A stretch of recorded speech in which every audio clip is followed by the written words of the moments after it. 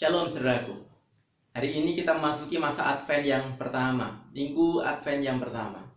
Dan saya rindu mengajak setiap kita untuk mengisi masa Advent ini dengan kita kembali merenungkan firman Tuhan. Dan di dalam beberapa hari ke depan, sepanjang masa Advent ini, kita akan merenungkan firman Tuhan yang saya ambil dari bacaan berurutan dalam kalender gerejawi.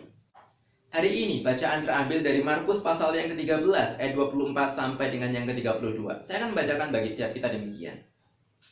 Tetapi pada masa itu, sesudah siksaan itu, matahari akan menjadi gelap dan bulan tidak bercahaya, dan bintang-bintang akan berjatuhan dari langit, dan kuasa-kuasa langit akan goncang. Pada waktu itu orang akan melihat Anak Manusia datang dalam awan-awan dengan segala kekuasaan dan kemuliaannya. Dan pada waktu itu pun ia akan menyuruh keluar malaikat-malaikatnya dan akan mengumpulkan orang-orang pilihannya dari keempat penjuru bumi, dari ujung bumi sampai ke ujung langit. Tarilah pelajaran dari perumpamaan tentang pohon ara. Apabila ranting-rantingnya melembut dan mulai bertunas, kamu tahu bahwa musim panas sudah dekat. Demikian juga, jika kamu lihat hal-hal itu terjadi, ketahuilah bahwa waktunya sudah dekat, sudah di ambang pintu.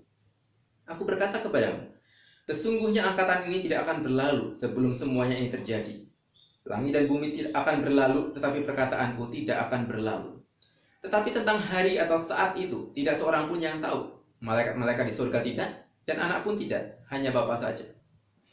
Hati-hatilah dan berjaga-jagalah, sebab kamu tidak tahu bila manakah waktunya tiba. Dan halnya sama seperti seorang yang bepergian, yang meninggalkan rumahnya dan menyerahkan tanggung jawab kepada hamba-hambanya, masing-masing dengan tugasnya, dan memerintahkan penunggu pintu supaya berjaga-jaga. Karena itu berjaga-jagalah, sebab kamu tidak tahu bila manakah tuan rumah itu pulang menjelang malam, atau tengah malam, atau larut malam, atau pagi-pagi buta. Supaya kalau ia tiba-tiba datang, jangan kamu didapatinya sedang tidur. Apa yang kukatakan kepada kamu, kukatakan kepada semua orang, berjaga-jagalah. Saudaraku, mungkin beberapa di antara kita cukup heran dengan pembacaan Alkitab hari ini. Ketika minggu pertama, hari pertama Advent justru dimulai dari Markus 13 yang berbicara tentang kedatangan Tuhan yang kedua kalinya. Tetapi ketika kita kembali melihat kepada masa Advent itu sendiri, minggu pertama dan kedua dari masa Advent, memang seringkali cenderung berbicara tentang kedatangan Tuhan yang kedua kali.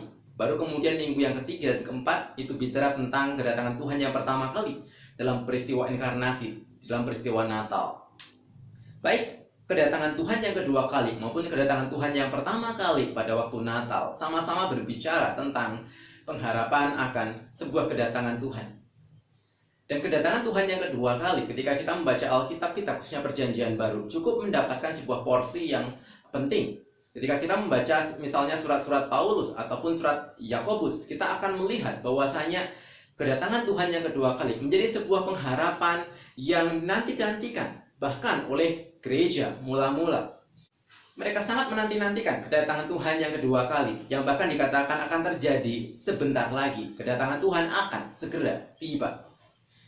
Dan itu bukan suatu hal yang mengejutkan ketika kita melihat kondisi gereja mula-mula, di mana mereka mendapati diri mereka ada di tengah suasana, situasi yang tidak menyenangkan. Ada banyak persoalan, ada banyak tantangan, ada banyak penganiayaan yang terjadi. Dan mereka menantikan sebuah kelepasan. Mereka menantikan sebuah kelepasan dari segala macam penderitaan itu melalui kedatangan Tuhan yang kedua kali. Itulah sebabnya kedatangan Tuhan yang kedua kali menjadi salah satu tema yang cukup sentral, yang cukup penting di dalam gereja mula-mula. Dan saya yakin pada saat ini pun bagi setiap kita masing-masing, kedatangan Tuhan yang kedua kali juga menjadi sebuah pengharapan yang kita nanti-nantikan. Dalam sebuah kondisi yang mungkin sedikit berbeda, tetapi sama-sama mengalami sebuah tantangan. Sekarang kita ada dalam sebuah kondisi pandemi COVID-19 yang kita tidak tahu kapan akan berakhir. Kita juga menanti-nantikan adanya sebuah kelepasan, adanya sebuah vaksin, adanya sebuah akhir dari masa pandemi ini sehingga kita bisa kembali hidup, beraktivitas dengan normal kembali. Kita menanti-nantikan adanya sebuah kelepasan. Kita menanti-nantikan adanya sebuah kelepasan, adanya pertolongan dari Tuhan. Tapi bagi beberapa orang mungkin kalimat menanti atau menunggu itu banyak diasumsikan dengan berbeda.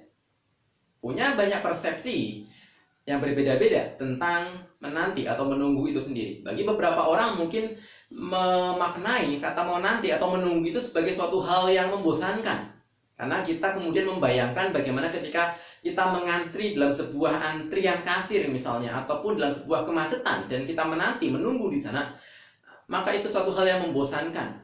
Karena kita doing nothing, kita tidak melakukan apa-apa.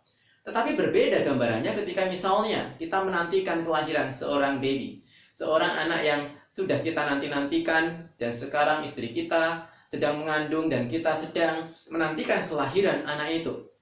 Pasti akan sangat berbeda, karena ada sebuah pengharapan besar yang kita miliki dan ada sesuatu yang kita kerjakan. Kita tidak pasif, kita tidak statis, tetapi kita mengerjakan sesuatu untuk menyambut kedatangan si baby ini.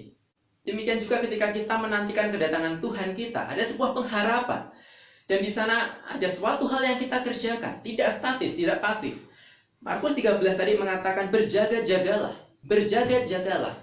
Ada sesuatu yang sedang kita kerjakan secara aktif di dalam waktu penantian kita. Maka saya berdoa, biarlah di dalam masa Advent ini kita memiliki hati yang mau menantikan kedatangan Tuhan.